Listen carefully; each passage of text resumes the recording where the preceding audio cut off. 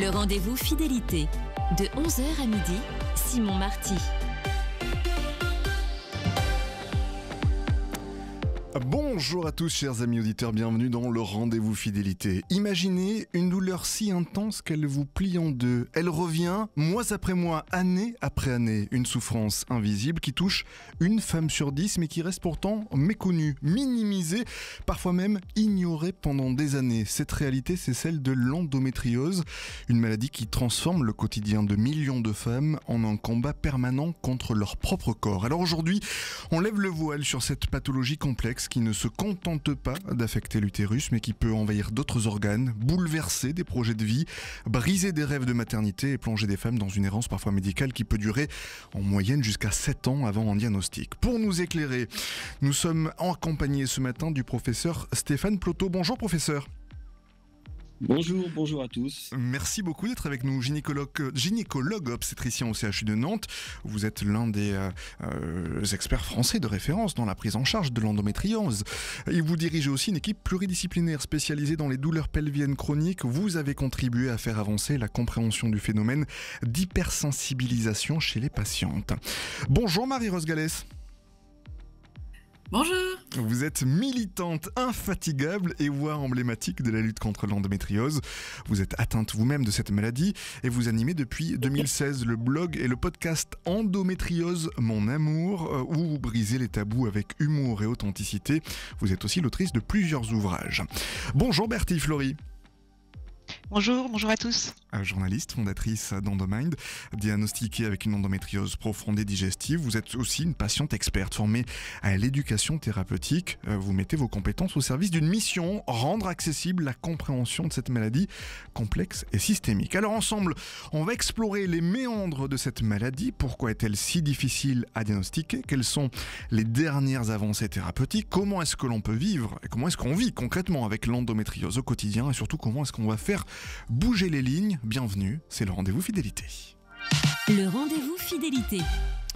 Professeur Plotot, je vais peut-être commencer avec vous et j'aimerais bien qu'on pose les bases pour les auditeurs qui nous écoutent ce matin en Loire-Atlantique ou du côté de Chartres avec Radio Grand Ciel. Qu'est-ce que c'est tout bêtement pour vous l'endométriose? Comment est-ce qu'on peut l'expliquer simplement cette maladie à nos auditeurs? Alors vous l'avez souligné, effectivement, c'est une maladie qui a été très longtemps méconnue et heureusement les choses changent maintenant puisque le gouvernement s'est emparé de cette maladie et a développé maintenant des filières de prise en charge donc de cette maladie pour harmoniser en fait les façons de la traiter. L'endométriose, c'est tout simplement la présence d'endomètre, c'est-à-dire cette muqueuse qui normalement se trouve à l'intérieur de l'utérus, qui accueille les embryons lorsqu'il y a une grossesse, cette muqueuse qui desquame lors des règles. Eh bien, c'est la présence de cette muqueuse en dehors de l'utérus. Et en dehors de l'utérus, ce sont donc des cellules qui vont saigner comme des règles, sauf que ça va être en tension en permanence puisqu'il ne va pas pouvoir y avoir d'évacuation. Et ce sont des patientes qui, avant tout, auront des douleurs, tout d'abord cycliques, rythmées par les règles, et petit à petit, qui pourront donner des douleurs chroniques quotidiennes, et vous l'avez souligné, extrêmement invalidantes. De temps en temps, s'associera une infertilité, mais pas toujours. Vous l'avez dit, cette endométriose, cette maladie est fréquente, environ 10% des femmes en âge de procréer, et pourtant, toutes n'ont pas des douleurs, comme quoi les choses sont injustes, mais il peut y avoir également des patientes asymptomatiques malgré leur endométriose. Si je vous comprends bien, professeur, ça veut dire qu'il y a au fond différents stades, différents type de l'endométriose? Il n'y a pas juste une endométriose? Non, il n'y a pas une endométriose. Il y a de l'endométriose selon l'endroit où elle se trouve. Il peut y avoir tout simplement de l'endométriose sur cette grande membrane qui recouvre les organes, dont les intestins, que l'on appelle l'endométriose péritonéale. Mais il peut y avoir également de l'endométriose au niveau des ovaires, voire de l'endométriose profonde qui est très symptomatique, qui est le plus souvent une endométriose digestive qui peut être extrêmement douloureuse. Et vous avez raison de le souligner, on devrait parler des endométrioses, puisque l'on a montré que l'origine de ces différents types d'endométriose était différente selon le type. Marie-Rose Gallès, quand vous avez entendu, qu'est-ce qu'on sait que vous avez entendu pour la première fois ce mot endométriose? Qu'est-ce que ça a représenté pour vous? Et puis vous, comment est-ce que vous décririez cette maladie? Finalement, moi, quand, je l'ai entendu, c'était dans les médias, mais à l'époque, c'est vrai que quand on en parlait aux médecins, ça faisait pas écho, enfin, ils connaissaient pas ou ils pensaient que c'était une maladie rare, alors qu'en fait, c'est quand même assez commun l'endométriose et donc dans un premier temps, je me suis dit, que j'allais me débrouiller seule et puis quand je l'ai entendu, enfin de la bouche des médecins, non sans être allée, chercher le diagnostic avec les ongles, ça a été un énorme soulagement en fait de me dire que j'étais pas folle, que c'était pas dans ma tête et puis, qu'est-ce que l'endométriose? Moi personnellement, je m'appuie sur l'accord, qui a été fait au niveau international de 2021 où voilà, on est sur des cellules semblables à l'endomètre et effectivement qui peuvent se retrouver partout dans le corps avec bien évidemment plusieurs types, hein, l'endométriose ovarienne, l'endométriose profonde et avec plus ça va et plus on se rend compte que chacune a ses spécificités, se manifeste différemment. C'est vrai qu'il y a ce phénomène dans l'endométriose où comme c'est une maladie qui a été niée pendant très longtemps, là il y a un effet un peu pop-up, hein, on se met soudainement à chercher, donc on trouve plein de choses d'un coup d'un seul. Et donc voilà, il y a un afflux d'informations, mais qui est pour le meilleur. Bertie Flory, tout d'abord, je vais vous présenter mes excuses parce que c'est Endolistique qu'il faudrait que je présente. Et d'ailleurs, votre site internet endolistique.fr, j'ai dit une bêtise tout à l'heure dans le lancement qui vous présentait. Bertie, vous parlez d'endométriose profonde et digestive. Vous pouvez expliquer à nos auditeurs concrètement qu'est-ce que ça signifie, notamment dans votre quotidien ? Oui, tout à fait. Alors moi, j'ai été diagnostiquée de manière complètement fortuite, en fait, lors d'une grossesse extra-utérine. Donc on m'a fait une cœlioscopie pour retirer la trompe qui avait éclaté lors de la grossesse extra-utérine. Et on a trouvé des lésions d'endométriose sur le rectum, notamment. À bien d'autres endroits, puisque j'en avais aussi sur les ovaires, dans le cul-de-sac de Douglas, sur les ligaments utérosacrés, voilà, plein de parties du petit bassin, voilà, chez la femme. Et en fait, moi, je me doutais que j'avais de l'endométriose, mais beaucoup d'examens n'avaient rien donné, parce que je me retrouvais les 2-3 premiers jours des règles à avoir des douleurs extrêmement fortes, de type coup de couteau, coup de poignard, en allant à la selle. Voilà. Et je me disais, en fait, je vais pas pouvoir y aller. C'était tellement douloureux que j'aurais préféré me retenir, ce qui n'était pas possible parce que ça se cumulait avec des diarrhées très importantes et d'autres troubles digestifs comme le fameux ventre hyper gonflé des femmes atteintes d'endométriose qui ressemble à un ventre de femme enceinte de 6 mois, qui a un ventre très dur, qui coupe souvent l'appétit, qui peut être associé avec des nausées, voilà, et puis qui peut être particulièrement difficile à vivre, en plus quand on est dans une période d'infertilité où les gens ont tendance à nous féliciter pour une grossesse alors que c'est pas du tout le cas. Professeur Plotho, on parle en moyenne de 7 ans avant d'obtenir un diagnostic. Régulièrement, on entend ce mot d'errance médicale. Et si je suis tout à fait transparent pour les auditeurs, mon épouse est concernée par le sujet et j'ai bien suivi à ses côtés, oui, l'errance médicale que cela peut représenter avant qu'on puisse poser un diagnostic. Qu'est-ce qui fait qu'on peut expliquer aujourd'hui qu'on a tant de mal à comprendre, à poser un diagnostic sur cette maladie qui concerne, on l'a quand même dit tout à l'heure, 10% des femmes, c'est pas rien. C'est pas rien et vous avez raison. Alors maintenant, les choses s'arrangent petit à petit, mais entre le moment où les diagnostics, les signes apparaissent et le moment où on pose le diagnostic d'endométriose, on estime qu'il y a entre 7 et 10 ans. Pourquoi ? Parce que les signes, finalement, ne sont pas spécifiques. Il s'agit de règles douloureuses. Bertie l'a signalé, des douleurs de rapport, des douleurs digestives, des tas de signes qui ne disent pas « oui, il y a l'endométriose, c'est sûr ». Et figurez-vous qu'en 2025, on entend encore des patientes dire « oui, mais on m'a dit que c'était normal d'avoir des douleurs lors des règles, d'avoir des douleurs lors des rapports », ce qui est quand même absolument incroyable en 2025, et pourtant, on l'entend encore. Et puis, il y a aussi la méconnaissance peut-être de certains médecins sur cette maladie. Lorsque j'ai fait mes études de médecine, l'endométriose, on en parlait à peine. C'était une ligne dans le chapitre qui s'appelait les douleurs pelviennes chroniques, alors que ça méritait un chapitre en entier, voire plus que ça, puisque c'est extrêmement fréquent. Et dans l'endométriose, le problème, c'est que plus on attend, plus le diagnostic est fait tardivement, plus se surajoutent des signes que vous avez évoqués tout à l'heure, qui sont les phénomènes de sensibilisation, qui sont amplificateurs de la douleur pelvienne et qui rendent la prise en charge encore plus compliquée dans les suites. On entend beaucoup parler actuellement d'un test salivaire pour diagnostiquer l'endométriose. Qu'est-ce que vous en pensez ? Est-ce que c'est une forme de révolution, je ne sais pas si c'est le bon mot, et puis quel regard vous portez-vous là-dessus? Alors, le test salivaire, tout d'abord, c'est une prouesse technologique absolument incroyable. Voilà, c'est vraiment quelque chose de merveilleux sur le plan technologique. On n'en est qu'au début du test salivaire. Alors, est-ce que ça a un intérêt pour dire que telle patiente ou telle autre a de l'endométriose?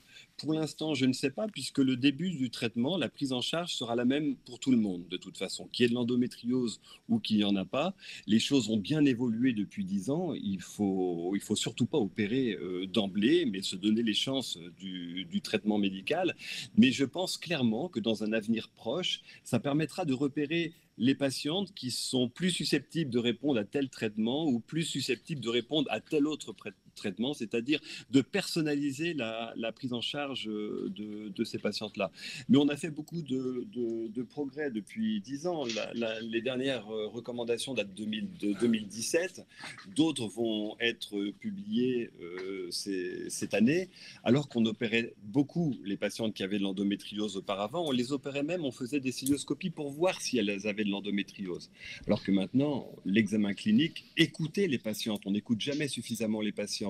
Et éventuellement, les examens d'imagerie permettent de suspecter grandement le diagnostic et puis de toute façon de donner un premier traitement qui sera de toute façon médical.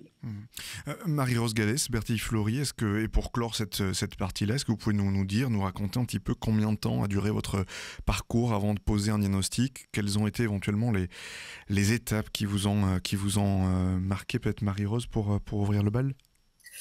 Moi, ça dépend à partir de si on considère à partir des premiers symptômes. Moi, je fais partie de ces personnes qui montraient des symptômes avant leur première règle, dont on n'a pas de souci à parler dans les pays anglo-saxons. On a beaucoup plus de difficultés en France parce qu'on a encore du mal à prendre en considération des résultats qui ont 10-15 ans, qui ont même 15 ans maintenant, où on sait qu'on retrouve de l'endométriose chez les fœtus ou encore chez les enfants qui ont succombé à la mort subite du nourrisson.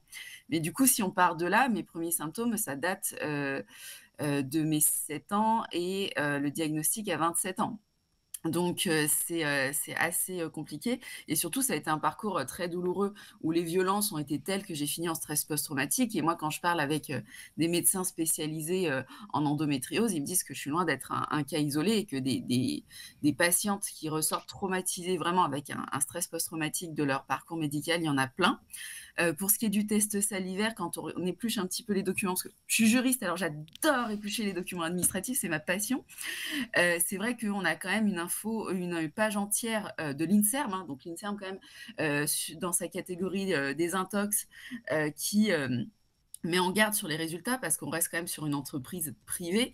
On a des documents qui sont totalement publics, hein, qu'on retrouve en 3 clics sur des médecins qui sont des conflits d'intérêts. Si vous rentrez les noms de ces médecins dans Transparence Santé, vous voyez qu'ils ont été financés par l'entreprise qui commercialise ce produit et les pressions qui ont été faites sur la Haute Autorité de Santé, d'où le fait que quand vous retracez l'historique, hein, l'Autorité de Santé fait de nombreux communiqués de presse pour se justifier que non, elle n'est pas misogyne, mais que juste elle ne veut pas dépenser les deniers publics à tort et à travers, ce qui est son travail accessoirement.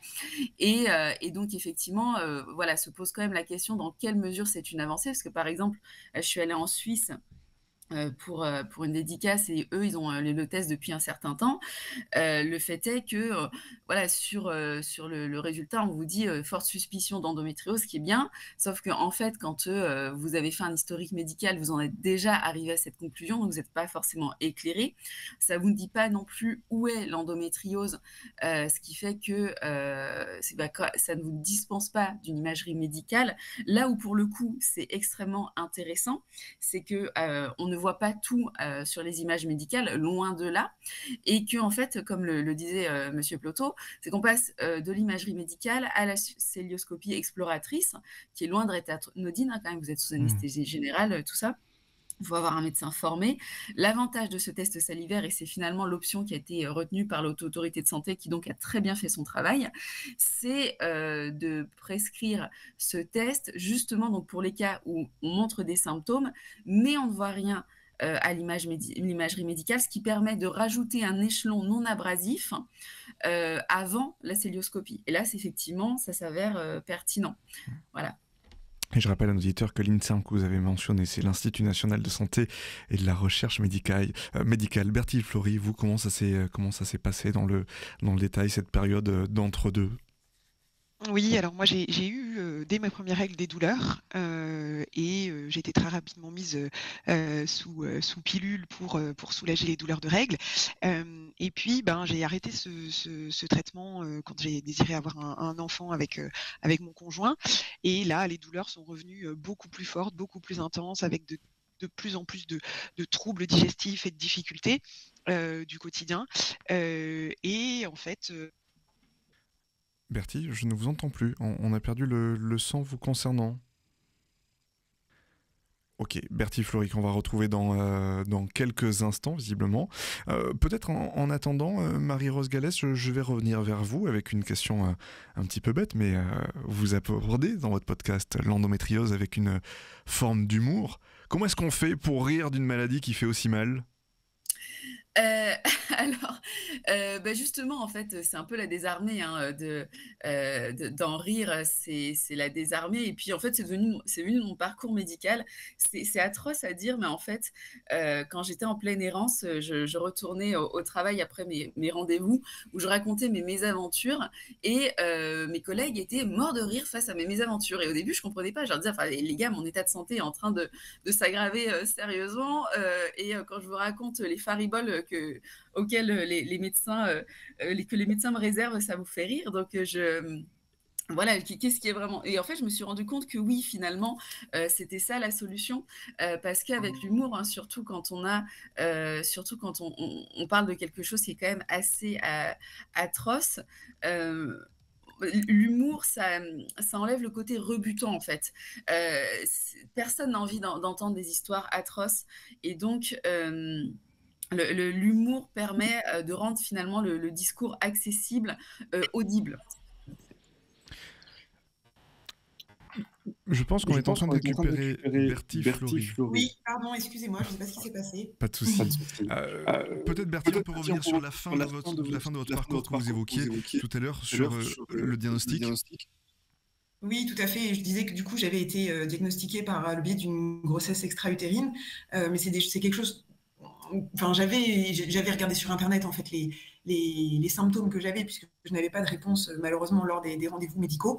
Et du coup, j'avais regardé sur Internet et j'avais vu dans des forums des femmes qui disaient que ces douleurs en allant à la selle trouvaient une liaison sur le rectum. Merci pour qu'on rallume mon micro, que je puisse continuer tranquillement. On va continuer et poursuivre notre échange autour de cette endométriose. Professeur Plotho, vous dirigez, je l'ai dit tout à l'heure, une équipe pluridisciplinaire. Pourquoi cette approche est-elle nécessaire pour l'endométriose ? Effectivement, la prise en charge est multidisciplinaire parce que le gynécologue n'est qu'un petit maillon de la chaîne. En fait, comme je l'ai signalé tout à l'heure, souvent, les signes typiques de l'endométriose, les règles douloureuses, les rapports douloureux, les douleurs digestives, s'enrichissent avec le temps d'une symptomatologie qui finalement n'a rien à voir avec l'endométriose, mais qui est quand même secondaire à l'endométriose. On a une diminution des seuils de la douleur, on a une diffusion des douleurs dans le temps, dans l'espace. On a des patientes qui ont des douleurs à l'estomac, elles vont finir par décrire des migraines, des douleurs dysfonctionnelles, des douleurs au niveau des articulations et des douleurs qui diffusent dans le temps, qui peuvent aller par exemple avec des patientes qui ont des douleurs lors des rapports sexuels, des douleurs qui vont persister pendant une semaine dans les suites, des douleurs digestives qui vont persister également pendant des jours et des jours. C'est ce que l'on appelle la sensibilisation. Et pour aborder la sensibilisation, eh bien, le gynécologue doit être formé un petit peu à la douleur pelvienne ou en tout cas avoir des collègues qui s'intéressent en fait à la prise en charge qui est loin d'être facile de ces patientes sensibilisées et il y en a de plus en plus. C'est pour ça qu'on a, dans tous les centres maintenant, c'est comme ça, on a des patients, on a des staffs dans lesquels les dossiers compliqués sont présentés. Sont présents des médecins de la douleur, des radiologues, des chirurgiens digestifs, les gynécologues évidemment, mais également des médecins qui sont spécialisés dans la reproduction humaine, dans la PMA, pour pouvoir donner les meilleurs conseils à ces patientes. Comment est-ce qu'on coordonne les soins, professeur Plotho ? Comment est-ce qu'on coordonne les soins ? Le plus souvent, le gynécologue est quand même la porte d'entrée de ces patientes. Par contre, rapidement, en fonction du souhait de la patiente, on ne va pas traiter l'endométriose, on ne va pas traiter la maladie endométriosique, on va traiter la patiente qui est porteuse de cette endométriose. Donc c'est en fonction de ce qu'elle a, en fonction du désir de grossesse ou pas, en fonction de ses objectifs, eh bien, on peut être amené à faire un traitement médical, de temps en temps à proposer quand même une chirurgie qui garde toujours sa place. Hein. Alors, on évitera d'opérer plusieurs fois les patientes. L'objectif, c'est d'opérer une fois. Et effectivement, ce sont des patientes que l'on va voir plusieurs fois et on aura affaire à d'autres collègues pour nous donner des coups de main, ou en tout cas pour nous orienter dans les prises en charge. Bertie Flory, je vais me tourner vers vous. On parlait tout à l'heure de patiente experte. En quoi ça change la relation avec le corps médical ? Alors aujourd'hui, je préfère le terme de patiente partenaire parce que l'idée c'est vraiment en fait d'être en équipe avec les soignants. Et d'ailleurs, le professeur Plotho a parlé de nombreux médecins, mais j'inclus dans ces équipes-là les infirmières, les masseurs kinésithérapeutes, les diététiciens, nutritionnistes. Voilà, c'est des professionnels de santé, mais aussi des professionnels du bien-être qui sont pour moi essentiels dans le parcours. Et en fait, la patiente partenaire intervient notamment dans les parcours d'éducation thérapeutique, mais aussi potentiellement dans des projets de recherche ou dans la formation des soignants pour améliorer la connaissance du vécu de la maladie par les soignants. Et ça, c'est vraiment quelque chose qui est très important parce que les soignants connaissent la maladie sous son aspect scientifique, sous son aspect technique, théorique, mais partager avec eux ce vécu de la maladie et ce qu'on peut vivre au quotidien avec la maladie, que ce soit les difficultés dans le quotidien vraiment très simples. Il y a certaines femmes qui n'arrivent pas à se lever de leur lit, qui ne peuvent pas prendre de douche, qui ne peuvent pas faire leurs courses, qui ne peuvent pas se faire à manger. Ça, c'est des choses qui peuvent être très importantes à transmettre. Il y a des femmes qui vont avoir du mal à aller travailler, qui peuvent perdre leur emploi parce qu'elles ne peuvent pas travailler à cause de l'endométriose. Et puis voilà, le professeur Plotho parlait de symptômes liés à l'hypersensibilisation à la douleur, mais c'est vrai qu'il y a beaucoup de médecins qui ne savent pas que tout ça, ça peut être lié à l'endométriose de près ou de loin. Et donc, quand la patiente parle de ça et dit que voilà, dans son parcours, c'est lié, ça peut aider les professionnels à avoir un regard plus large, une vision plus large sur ce que peut vivre la patiente et donc mieux la prendre en charge, mieux l'accompagner et avoir vraiment ce regard, comme le disait le professeur Plotho, centré sur la patiente et pas sur la maladie. Et ça, c'est vraiment très important. Voilà. Et donc, pour devenir patiente partenaire, on se forme à la faculté de médecine dans des diplômes universitaires qui sont dédiés à ces sujets-là, à l'éducation thérapeutique et puis au partenariat patient-soignant. Avant qu'on fasse notre première pause, j'aimerais qu'on s'arrête un petit peu sur les traitements. Professeur, aujourd'hui, quelles sont les options thérapeutiques pour les femmes qui sont atteintes d'endométriose ? Alors déjà, il faut les écouter et je crois qu'on n'écoute jamais suffisamment les patientes. Et Bertie Flory a tout à fait raison d'inclure les infirmières, toutes ces professions-là qui nous aident beaucoup et qui à Nantes en tout cas font un travail extraordinaire. On a développé des ETP, c'est-à-dire que ces patientes sont accompagnées, si elles le souhaitent, suivant les thèmes qui peuvent être la fertilité, qui peuvent être avec des séances qui peuvent porter sur la nutrition, sur beaucoup de choses. Et ce sont souvent les infirmières chez nous et les patientes partenaires comme Bertie Flory qui animent nos séances et elles font vraiment un travail extraordinaire. Et pour parler des traitements, Bertie a également parlé de l'hypersensibilisation. Il y a quelque chose qu'il faut dire absolument quand les patientes sont hypersensibilisées, c'est que ce sont des patientes à risque d'échec de chirurgie. On l'a très très bien montré. Il y a des patientes qui ont été opérées une fois, deux fois, trois fois, le plus souvent avec d'excellents chirurgiens, mais qui n'ont pas pris en compte ces phénomènes d'hypersensibilisation. Et la littérature médicale et puis l'expérience tout simplement ont très bien montré que hypersensibilisation égale risque d'échec thérapeutique majeur. Donc c'est quelque chose qu'il faut absolument prendre en compte, qu'il faut absolument considérer pour proposer le traitement adéquat. Il y a autre chose aussi que veut dire hypersensibilisation, ça veut dire contre-indication ou en tout cas grande prudence avec les traitements par morphinique, par opiacés, que de temps en temps ils peuvent être prescrits de façon à avoir la paix, entre guillemets, Si les patientes ne sont pas bien écoutées, certains médecins auront tendance à prescrire de la morphine, ce qui va faire pire que bien, en fait. Ce qui va faire pire que bien, ces patientes vont être soulagées pendant 6 mois et au bout de 6 mois, on sera obligé d'augmenter les doses. Ça va durer 6 mois et puis à nouveau, ça va être pareil. Et là, notre travail va être de réaliser une désescalade thérapeutique, donc en termes de morphinique, pour mieux traiter ces patientes donc, qui ont une hypersensibilisation. Mais pour en revenir sur les traitements qui, là aussi, sont vastes, hein, les traitements de prise en charge de l'endométriose, c'est tout d'abord, et ça, c'est parfois pas simple à expliquer aux patients, c'est que qui dit sensibilisation dit épine irritative, c'est-à-dire que imaginons que l'endométriose, c'est un exemple que je prends souvent, est une allumette. Si on jette l'allumette sur de la neige, il ne va rien se passer. Si on jette l'allumette sur de la paille, tout va prendre feu. On aura beau éteindre l'allumette en traitant l'endométriose par un traitement médical ou par chirurgie, il y aura toujours le feu partout. Il y aura toujours le feu partout. Et ça, c'est l'hypersensibilisation.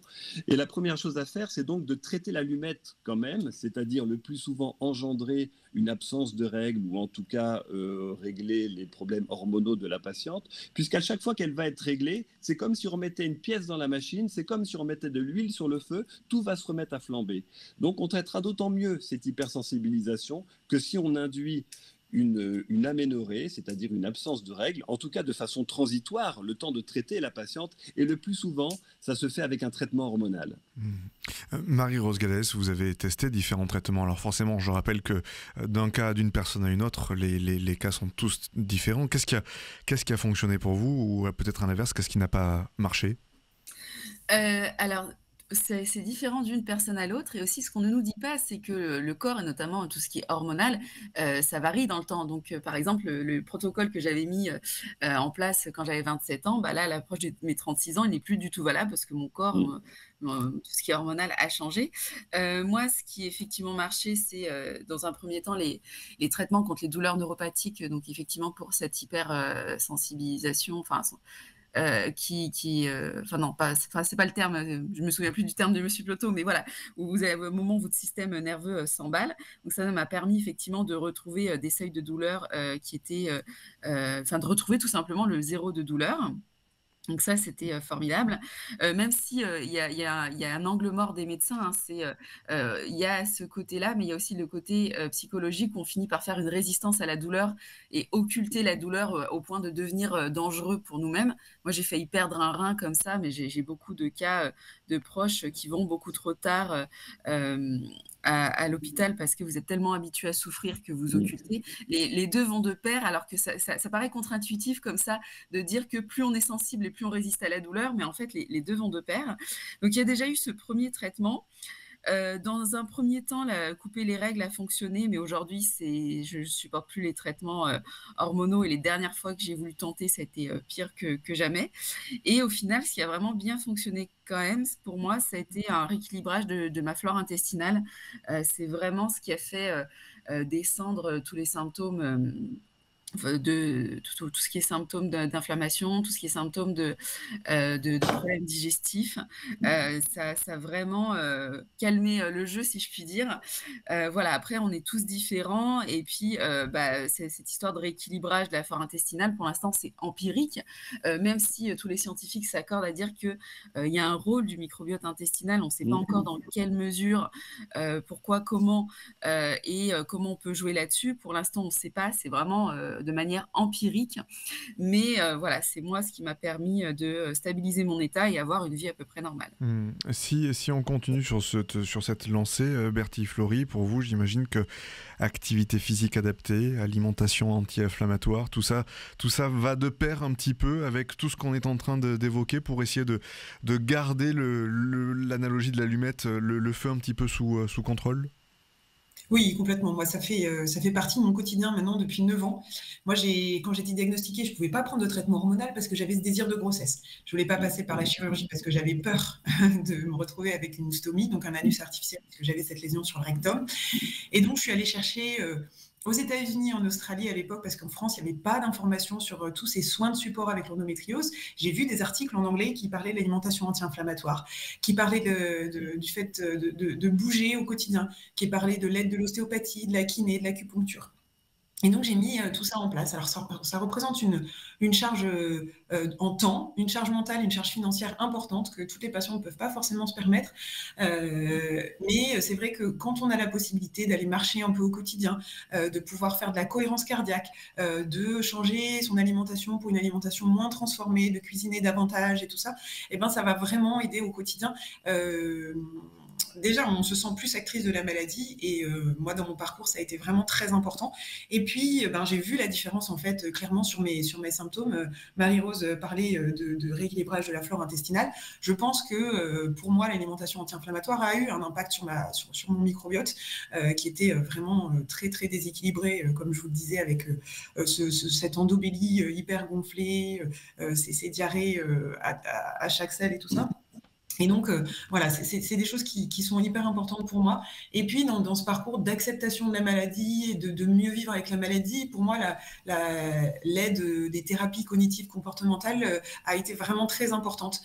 Ça tient une grande place et ça tient encore aujourd'hui une grande place. Je sais que c'est pas facile de dire qu'on voit un thérapeute et que voilà, enfin, on a tendance à en avoir un peu honte. Et moi, je le dis et je le redis, ça tient une place fondamentale dans le parcours de vie avec la maladie chronique. C'est vraiment très important pour moi. Et voilà, donc pour moi, c'est vraiment une approche globale, systémique de l'endométriose qu'on voit souvent comme une approche, comme une maladie gynécologique, mais on s'aperçoit qu'en fait, elle touche tous les systèmes du corps et qu'on doit avoir cette approche globale, d'où des équipes médicales pluridisciplinaires, d'où des programmes d'éducation thérapeutique qui vont travailler sur différentes parties, sphères de la maladie, et d'où ces approches complémentaires qui viennent soutenir le parcours avec la maladie. Dernière question, avant la pause musicale. Professeur Plotho, on l'a évoqué tout à l'heure, même si c'est pas automatique, l'endométriose est souvent dans l'esprit des gens associée à l'infertilité. Quelle est la réalité des chiffres derrière ? Est-ce que toutes les femmes sont concernées ? Est-ce qu'il y a des solutions qui existent ? Alors oui, effectivement, l'endométriose est classiquement associée à l'infertilité, mais on parle d'un tiers à la moitié des femmes qui sont infertiles ont de l'endométriose, mais ça ne veut pas dire parce qu'elles ont de l'endométriose qu'elles n'auront pas d'enfants, évidemment. C'est toujours leur preuve. Et c'est toujours le stress. Dès que ces patientes ont le diagnostic d'endométriose, elles ont l'impression que le ciel va leur tomber sur la tête et que tout est foutu, ce qui n'est pas. Il faut au contraire leur donner de l'espoir à ces patientes-là. Et je remercie Bertie et Marie-Rose pour leurs témoignages qui sont vraiment extrêmement démonstratifs de ce qui se passe en réalité. Et on parlait de l'intestin irritable tout de suite, ce qui est un intestin irritable. On sait qu'il y a 3 fois plus d'intestin irritable en cas d'endométriose, par exemple. Ça, on l'a bien montré dans la littérature, c'est extrêmement fréquent. Donc, il faut savoir prendre en charge ces intestins irritables. Vous avez évoqué l'activité physique. Bertie, vous en avez fait beaucoup, vous en êtes très contente et c'est très chouette, mais toutes les patientes, parfois, c'est pas facile de leur faire comprendre ça aux patientes, que l'activité physique peut les sauver, je sais pas, mais peut améliorer leur quotidien. Et c'est une bataille quotidienne pour nous, en tant que médecins, de leur faire comprendre ça. Vous avez évoqué également la prise en charge psychologique pour traiter les terrains de sensibilisation comme le MDR ou les TCC, qui sont, vous l'avez raison, et encore une fois, merci de le signaler, ce sont des thérapeutiques qui sont extrêmement importantes et qui vont traiter le terrain pour mieux traiter dessus la douleur. Mais si on ne traite pas le côté psychologique, eh bien, on aura du mal à traiter les symptômes liés à l'endométriose. Donc, c'est vraiment une prise en charge vraiment pluridisciplinaire. On ne peut plus maintenant prendre en charge une endométriose, je pense, tout seul. On a besoin des autres spécialistes médicaux, on a besoin des patientes partenaires, on a besoin de diffuser, on a besoin d'écouter, on a besoin des infirmières, des physiothérapeutes. Les physiothérapeutes ont une place extrêmement importante.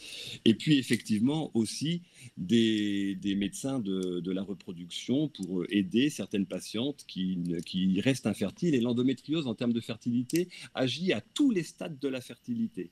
Ça va donner une inflammation du pelvis qui va faire en sorte que le spermatozoïde et l'ovocyte ne vont pas bien se rencontrer. Ça va donner des adhérences qui vont faire en sorte que la trompe ne va pas être en face de l'ovaire. Il peut y avoir des problèmes de ce côté-là.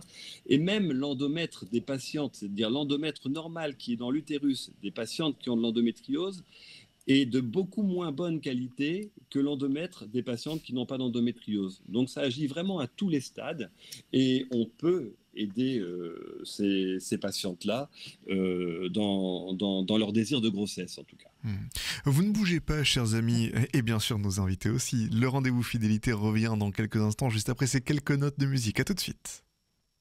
Those pretty lies, I know them all too well. The quiet violence I brought upon myself, gone with the wind, but somehow I'm not convinced about your innocence. I made mistakes, but you know you made some too. It's not black and white, no. That's why I feel so blue inside, and I try to pretend it's not about you. But we both know that ain't true, and oh, God knows that there are days where you don't cross my mind.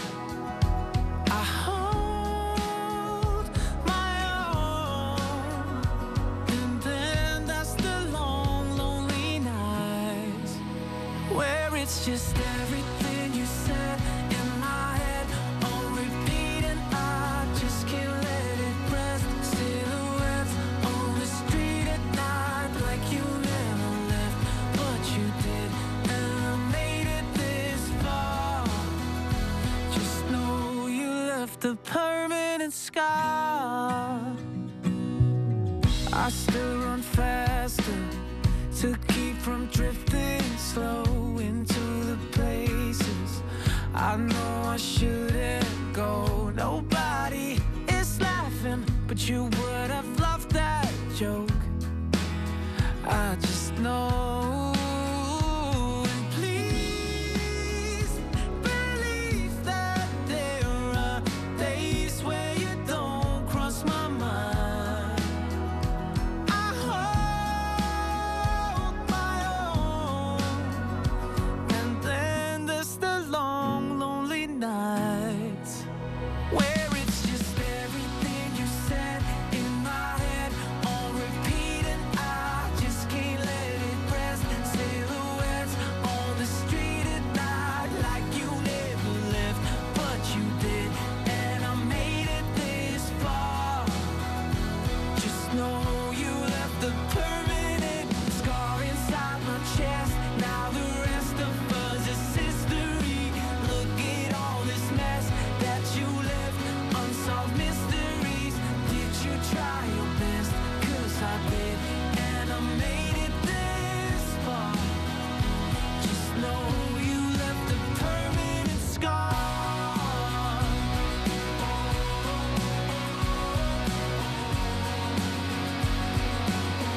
You left a permanent scar.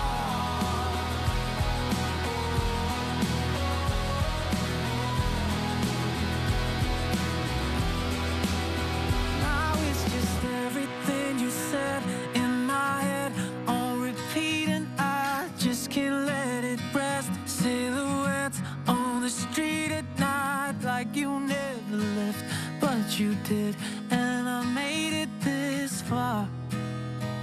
Just know you left a permanent scar. Christopher avec Permanent Scar à l'instant sur les ondes de Radio Fidélité et Radio Grand Ciel. Le rendez-vous fidélité. C'est le rendez-vous fidélité et on s'intéresse ce matin à l'endométriose. Et on n'a pas abordé un point qui est extrêmement important, c'est forcément l'impact de cette maladie sur notre vie du quotidien, y compris au travail. Bertie, Florie, comment est-ce qu'on concilie une endométriose et vie professionnelle, surtout par exemple pour vous, avec une forme digestive? Est-ce qu'il faut en parler à son employeur? Est-ce qu'il faut demander des aménagements? Quel accueil on peut avoir quand on arrive avec ce genre de choses sous le bras? Oui, alors il n'y a aucune obligation à en parler à son employeur. Ça, c'est important de le dire parce qu'il y a des femmes qui se sentent pas de le dire pour plein de raisons. Mais ça peut être intéressant d'en parler car aujourd'hui, il y a énormément d'entreprises qui mettent en place des aménagements spécifiques. Déjà sur la base de la reconnaissance de qualité de travailleur handicapé. Ça, c'est une reconnaissance qu'on obtient quand on dépose un dossier auprès de la maison départementale des personnes handicapées et qui permet du coup d'être reconnu comme travailleurs handicapés et d'avoir certains aménagements. On va la présenter à la médecine du travail de l'entreprise dans laquelle on travaille et on va pouvoir discuter avec le médecin du travail de certaines adaptations possibles. Ces adaptations, ça peut être des adaptations en termes de poste de travail, d'ergonomie du poste de travail. Certaines femmes sont mieux à travailler tout le temps debout que assises, parce qu'avec les douleurs neuropathiques, certaines femmes, quand elles sont assises, ont des douleurs très importantes. Donc c'est un exemple. On va avoir des aménagements aussi sur les journées de travail, le temps de travail. Ça peut être des journées plus courtes, ça peut être du télétravail pour pouvoir travailler à la maison. Voilà, donc ce sont des aménagements intéressants. Et puis, il y a des entreprises qui mettent à disposition des salles de repos, il y a des entreprises qui mettent à disposition des congés, des autorisations spéciales d'absence, des congés spéciaux. Donc ça, c'est des négociations par entreprise. Il y a certaines entreprises comme Carrefour, par exemple, qui ont mis en place ces congés supplémentaires. Après, ces adaptations sont très importantes, mais il ne faut pas qu'elles envoient les femmes à la maison en disant voilà, on se débarrasse du problème parce que la femme n'est pas bien. Et pour moi, c'est important de coupler ça avec des actions en fait de dépistage et des actions pour améliorer la qualité de vie. Voilà, donc il y a certaines entreprises qui mettent à disposition des outils de neurostimulation électrique transcutanée, les fameux TENS qui permettent de soulager.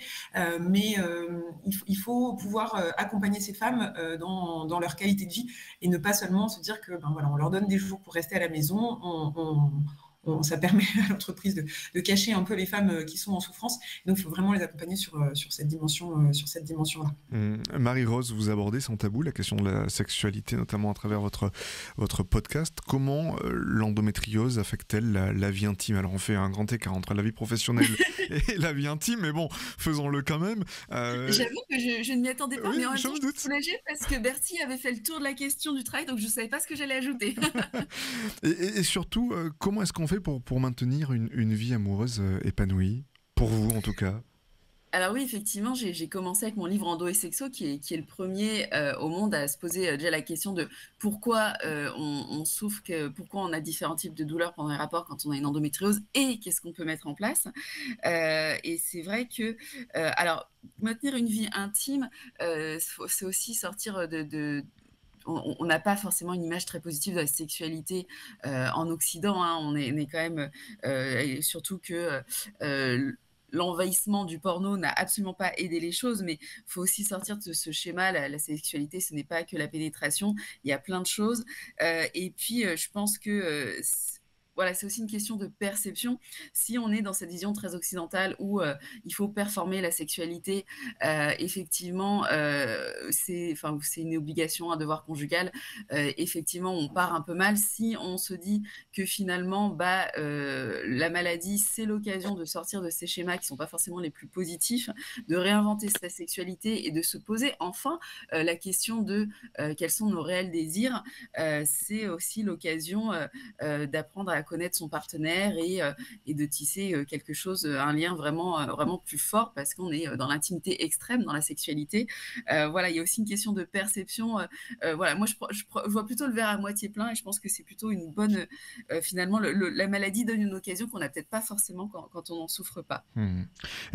Marie-Rose, Bertie, et l'une et l'autre, qu'est-ce qui vous a poussé à devenir des voix publiques sur cette question de l'endométriose ? À quel moment on vous a dit qu'il fallait mettre ce que vous aviez vécu, accumulé comme savoir, ressenti à la disposition du plus grand nombre ?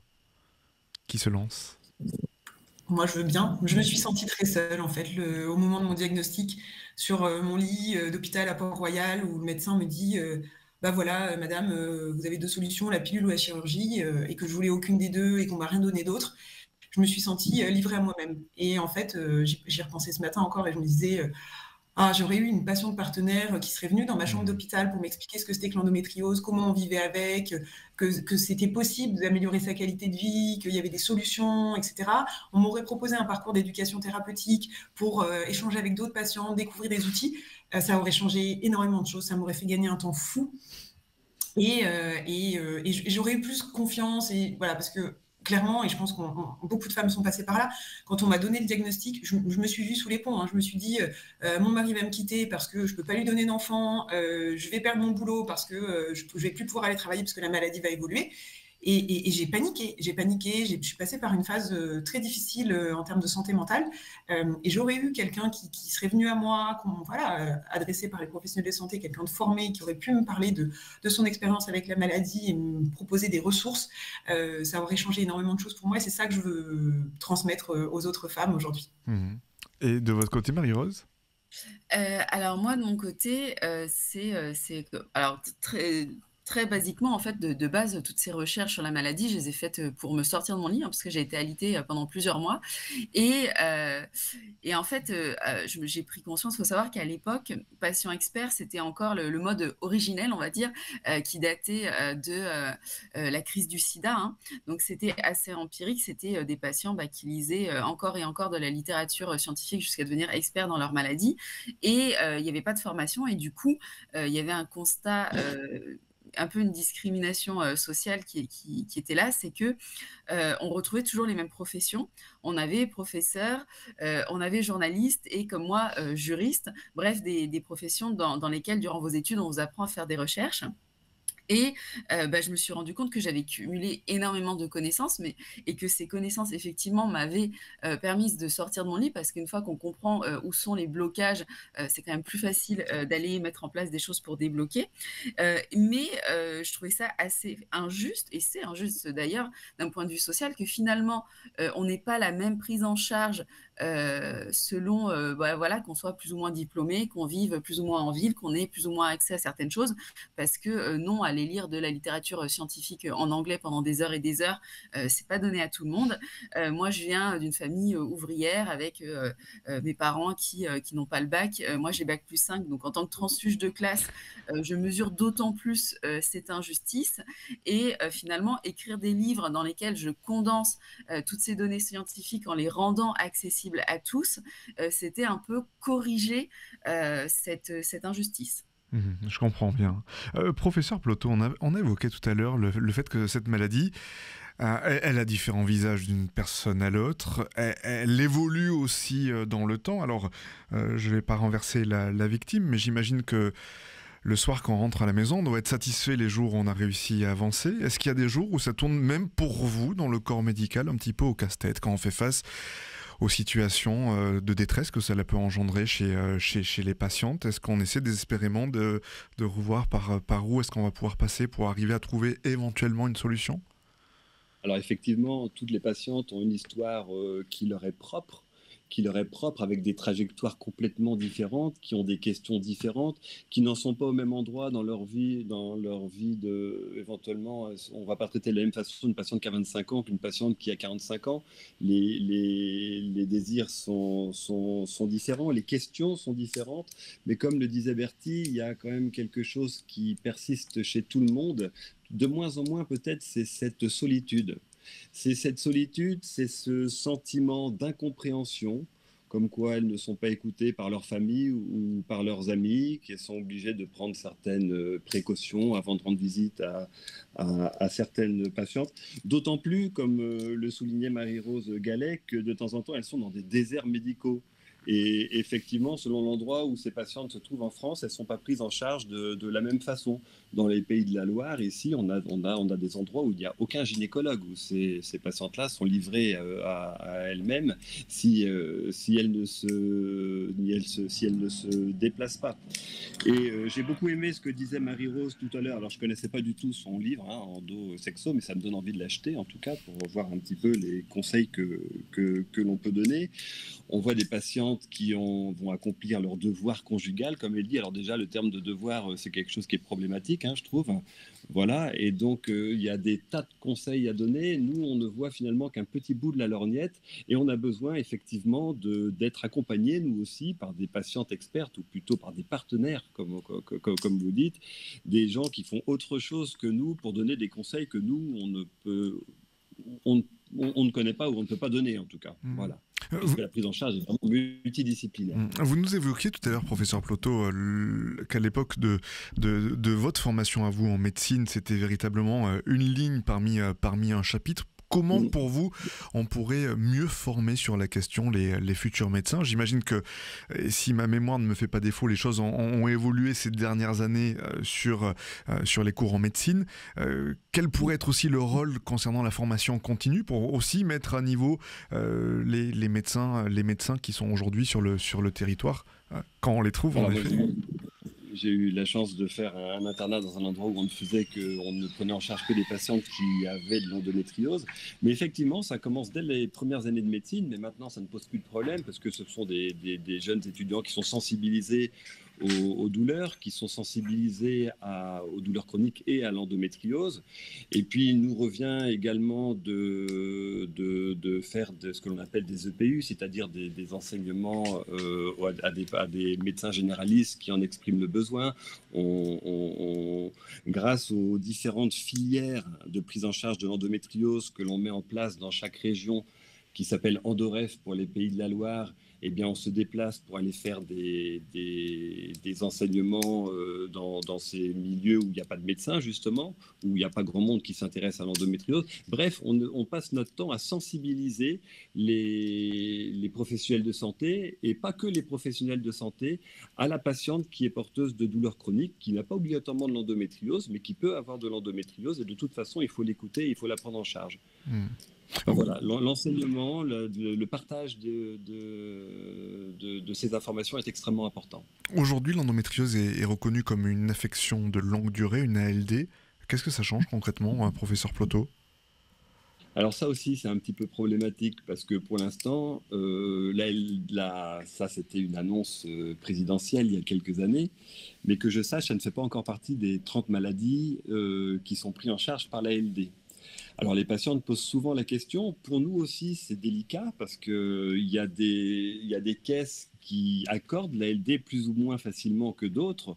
J'ai des patientes extrêmement sévères qui souffrent de façon extrêmement importante, qui n'ont pas eu le droit à leur ALD. À côté de ça, j'en ai qui ont leur ALD alors qu'elles ont des formes beaucoup moins importantes et beaucoup moins symptomatiques. Donc là, je crois qu'il y a des choses à faire de ce côté-là, en tout cas. Que moi, je ne maîtrise pas très bien.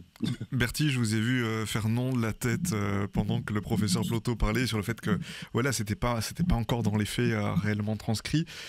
J'imagine qu'il y a des moments où on doit légèrement fulminer devant l'administration. Oui, bah, c'est une ALD 31. Il faut faire, comme le professeur Plotho l'expliquait, des dossiers qui peuvent être extrêmement compliqués, qui rajoutent de la charge à toute la charge qu'on a déjà quand on a de l'endométriose. Et on ne nous explique pas qu'on peut se faire aider d'une assistante sociale. Voilà, il y a des moyens de faire en sorte que le dossier soit plus costaud pour être mieux accueilli, mieux reçu et validé. Mais en effet, c'est difficile. Après, voilà, la difficulté, c'est que les formes sont différentes en fonction des femmes. Et donc, il y a potentiellement des femmes qui peuvent être diagnostiquées d'endométriose qui n'ont pas besoin d'une ALD 30 parce qu'elles n'ont pas de traitement, parce qu'elles ne sont pas symptomatiques. Voilà, donc c'est une question qui est difficile à traiter et à trancher. Et puis pour revenir peut-être sur le sujet de la formation des professionnels, j'en parlais tout à l'heure, mais mettre des patients partenaires en fac de médecine, dans les instituts de formation en soins infirmiers, dans les instituts de formation des masseurs kinésithérapeutes, et j'en passe, ça peut changer beaucoup de choses aussi parce que ça sensibilise au vécu avec la maladie, ça présente l'expérience du patient, ça fait changer la posture aussi des soignants dans beaucoup plus d'écoute active, voilà, apprendre à poser des questions, tout ça, c'est des choses qu'on peut davantage diffuser dans ces formations de soignants, et à mon sens, c'est particulièrement important. Vous venez d'évoquer les masseurs kinésithérapeutes, Bertie. Pour les auditeurs, je pense qu'on peut se dire de prime abord, quel est le lien, qu'est-ce que vient faire un masseur kinésithérapeute au milieu de tout ça? Vous pouvez nous expliquer? Oui, bah, en fait, il peut faire plein de choses. Il peut aider à travailler sur la posture, parce que quand on a mal, on a tendance à prendre des postures antalgiques qui peuvent engendrer des distorsions et générer de nouvelles douleurs. Il peut aider à la rééducation du périnée, parce que quand on a très mal, on peut avoir tendance à avoir un périnée hypertonique qui génère de nouvelles douleurs. Il peut venir faire des massages, notamment au niveau digestif, pour soulager certaines douleurs. Il peut utiliser certaines machines comme la T-CAR thérapie ou le LPG qui viennent aussi soulager une partie des douleurs. Il peut aider à la rééducation de la respiration parce qu'on peut avoir un diaphragme très contracté parce que la douleur, le stress avec l'endométriose, voilà. Donc il y a énormément de possibilités chez le kiné en fonction du profil de chacune. Allez, on arrive doucement mais sûrement sur la fin de cette émission. Il nous reste 2 minutes et 24 secondes à partager tous ensemble. Marie-Rose, vous parlez souvent de sororité. Comment ça se manifeste dans la communauté endométriose ?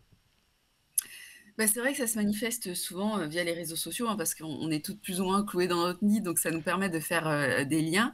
Et c'est déjà la compréhension.